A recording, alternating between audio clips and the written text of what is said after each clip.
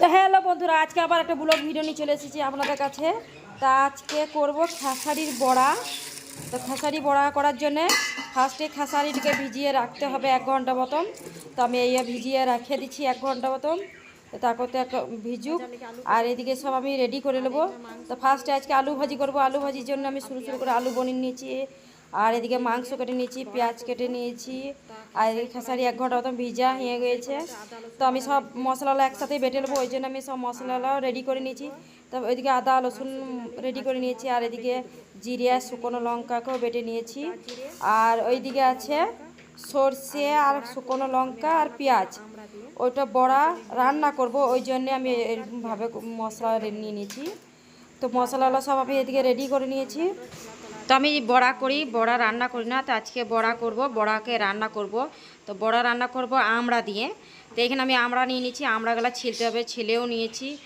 আর এদিকে আমি মশলাগুলো সব করে নিয়েছি। তো এখানে ফার্স্টেই আর এদিকে আদা রসুন খেসারি কলাইটা বেটে নিয়েছি, আর এখানে সরষে আর এদিকে আমড়া নিয়েছি, ছিলে আর এখানে ঠাকালে নিয়েছি, লঙ্কা আর এদিকে সব মশলা করে নিয়েছি, আদা রসুন, এদিকে জিরে বাটা সব রেডি করে নিয়েছি। এবার রান্না বাড়া কলা এগুলো সব রেডি করে নিয়েছি। তো এবার রান্না করার পালা।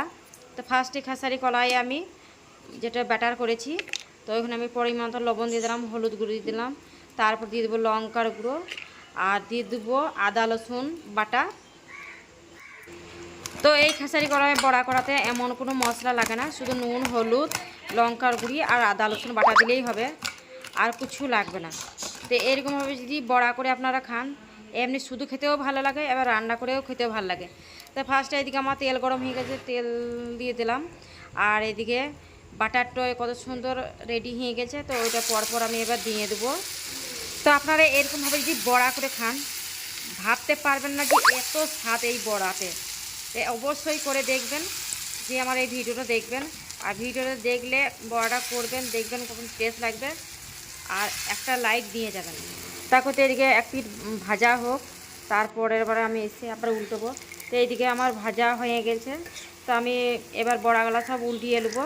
তো কত সুন্দর গোল গোল একটা চপের মতন বড়াগুলা হয়েছে, আপনারা দেখুন। তো সবগুলা এবারে উল্টিয়ে নেবো। তো এটা আমি খেসারি কলাইয়ের বড়া করেছি, এইরকমভাবেই মসুরি কলাইয়ের বড়া করা হয়, ওটাও দারুণ টেস্ট। তা আপনার দেখুন আর একদিন মসুরি কলাইয়ের বড়া করে আপনার দেখুন দেখাবো যে কত টেস্ট। তো এরকমভাবে বড়া করে দেখবেন, দারুণ টেস্ট। তো এইদিকে আমার এক পিঠ করে ভাজা হয়ে গেল, আর এইদিকে আমি ভেজেছি, ভাজা হয়ে গেল, আর একটা দিয়ে দিয়েছি ভাজতে। তো আমি আপনাদের খেয়ে দেখাবো যে কেমন টেস্ট। তো আমি খেয়ে দেখলাম, দারুণ টেস্ট। এরকম আপনারা করে দেখবেন, দারুণ খেতে লাগবে। তো বড়াগুলো আমার সব হয়ে গেছে। এবার বড়াটা আমি আজকে রান্না করব আমরা দিয়ে। তো আপনার দেখাইলাম সব, আপনারা দেখুন। তো ফার্স্টে এদিকে পতিলা চাপিয়ে দিয়েছি, তেলও গরম হয়ে গেছে, আর এদিকে আমি সরষে লঙ্কার পেঁয়াজ বেটে রেখেছি, ওইটাও দিয়ে দেবো। মশলাটা ভালো করে কষিয়ে নেবো। এবার কষা যখন হয়ে যাবে, যে আমড়াগুলো আমার থাকালা আছে, ওই থাকালা আমড়াগুলাও দেবো। তো এখানে আমি মশলা সব বেটেই নিয়েছি। তো এখানে পরিমাণ মতো লবণ দিয়ে দিলাম, আর হলুদ গুঁড়ো আর লঙ্কার গুঁড়ো দিয়ে দিলাম। এবার এই মশলাটা ভালো করে কষিয়ে নেবো। কষিয়ে যখন দেখবে একটু তেল ছেড়ে দিবে, তারপরে যে আমি আমড়াটা বেটে রেখেছি, থাকালে রেখেছি, তো ওই আমড়া থাকালাটা আমি দিয়ে দেবো। এই আমড়া থাকালাটা দিয়েও আবার ভালো করে আমরা কষিয়ে নেবো। যখন তেল ছেড়ে যাবে, তখন আমি পরিমাণ মতন জল দিয়ে দেবো। তো এইখানে আমার মশলা বাটার জল ছিল, তো ওই মশলা বাটার জলটাই আমি দিয়ে দিলাম। দিয়ে যখন দেখবো যে ফুটতে লাগবে, যে বড়াগুলো আমার করা আছে রেডি, তো সেই বড়াগুলো তখন আমি করব, দিয়ে দেবো ফুটন্ত অবস্থায়। আর এদিকে আমি গোশের পিস করেছি এখন মাছের মতন লম্বা লম্বা, আর কত সুন্দর একটা চ্যাপটা চ্যাপটা মাছের মতন পিস হয়ে গেছে। আর এদিকে আমি সব রেডি করে নিয়েছি, পেঁয়াজ কেটে নিয়েছি, মাংসটা কেটে নিয়েছি, আর এদিকে আদা রসুন বাটা আমি দিয়ে দিলাম। তো ওইদিকে বড়াটা হতে হতে, তো এদিকে মাংসটা রান্না করবো, ওটা রেডি করে নিই। তো ফার্স্ট আমি আদা রসুন দিয়ে দিলাম, তারপর দিয়ে দিলাম হলুদ গুঁড়ো, লঙ্কার গুঁড়ো, আর এদিকে আমি সিলে সেই লঙ্কা জিরা বাটা রেখেছিলাম, ওই জিরে বাটাটাও দিয়ে দিলাম। আর সব দেওয়ার পর এবার পরিমাণ মতো আমি কিছুটা তেল দিয়ে দিলাম। তেল দিয়ে ভালো করে আমি হাতের সাহায্যে মাখিয়ে নেবো। তো এদিকে লবণ দিতে আমি ভুলে গেছিলাম, লবণটাও দিয়ে দিলাম।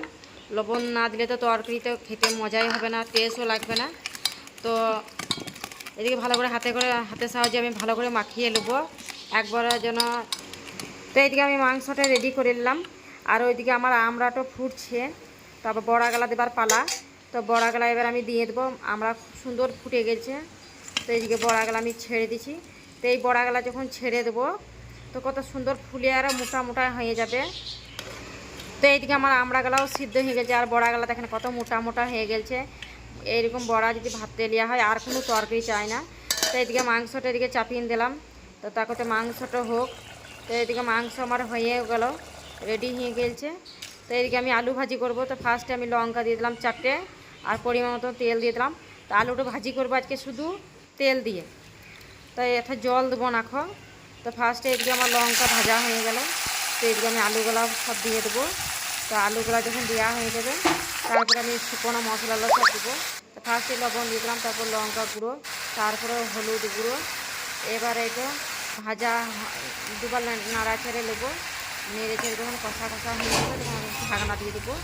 ঢাকনা দিয়ে দিলেই তো আলু ভাজির কত সুন্দর হয়েছে দেখুন। আর ভিডিওটি যদি ভালো লাগে লাইক শেয়ার